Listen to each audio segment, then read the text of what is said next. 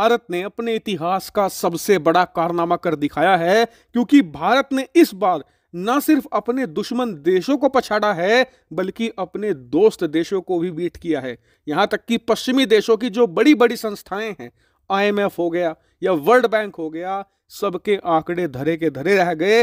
और सबसे आश्चर्य की बात तो ये कि भारत सरकार ने खुद को भी बीट कर लिया है, अपने आप को ही हरा डाला है। और यही कारण है कि भारत के इस कारनामे को देखकर न सिर्फ हमारे दोस्त और दुश्मन देश हैरान हैं बल्कि खुद भारत सरकार भी दंग हो गई है, हमारे प्राइम मिनिस्टर भी हैरान रह गए हैं। लेकिन भारत ने ऐसा कौन सा कारनामा किया है और किस प्रकार से हमने दुनिया के सभी देशों को बुरी तरीके से पछाड़ा है, चलिए सारी चीजें ये विस्तार से समझते हैं। तो दोस्तों, हुआ ये है कि पिछले साल की शुरुआत में IMF, वर्ल्ड बैंक, भारत का रिजर्व बैंक और भारत सरकार ने GDP के अनुमान जारी किए थे कि फाइनेंशियल ईयर 2022-23 जो होगा, जो शुरू होगा 1 अप्रैल 2022 से और खत्म होगा 31 मार्च 2023 को, इस पूरे 12 महीने के दौरान भारत की GDP कितना ग्रोथ करेगी।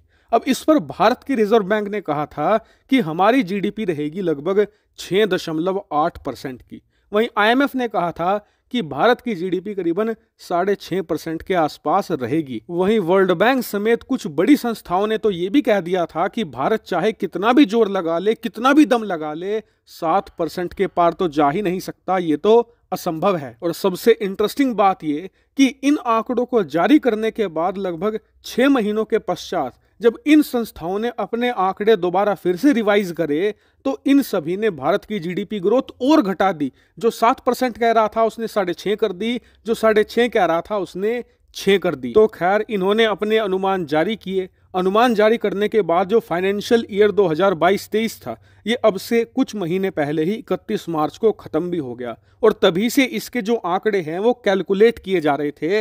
और अब भारत सरकार की तरफ से जो ऑफिशियल आंकड़ा है वो सामने आ चुका है। और यकीन मानिए, इन आंकड़ों को देखकर दुनिया तो हैरान है ही, खुद भारत सरकार भी हैरान है कि हमने इतने आउटस्टैंडिंग नंबर अचीव करे हैं। दरअसल ऑफिशियल जो आंकड़ा है वो निकलकर सामने आया है कि भारत ने पिछले 1 साल में जो ग्रोथ करी है वो है 7.2% की। और यकीन मानिए, ये बहुत ही ज्यादा ह्यूज नंबर है, क्योंकि भारत ने दुनिया के सभी देशों के जो आंकड़े हैं वो सब तोड़ डाले हैं। IMF, वर्ल्ड बैंक, भारतीय रिजर्व बैंक, भारत सरकार, सबके आंकड़े ध्वस्त हो गए हैं। भारत ने सबको आउट परफॉर्म करा है। और सबसे खास बात, ऐसे वक्त में जब भारत के बराबर की जो अर्थव्यवस्थाएं हैं जैसे कि जर्मनी और ब्रिटेन, वहां पर GDP ग्रोथ माइनस में गई है। जर्मनी के अंदर तो हालात ये हैं कि अब से 3 दिन पहले सरकार ने खुद घोषित किया है कि हमारा देश आर्थिक मंदी में जा चुका है और आने वाले कुछ दिनों में ब्रिटेन भी चला जाएगा। वहीं बात करें भारत से बड़ी अर्थव्यवस्थाओं की जैसे कि अमेरिका,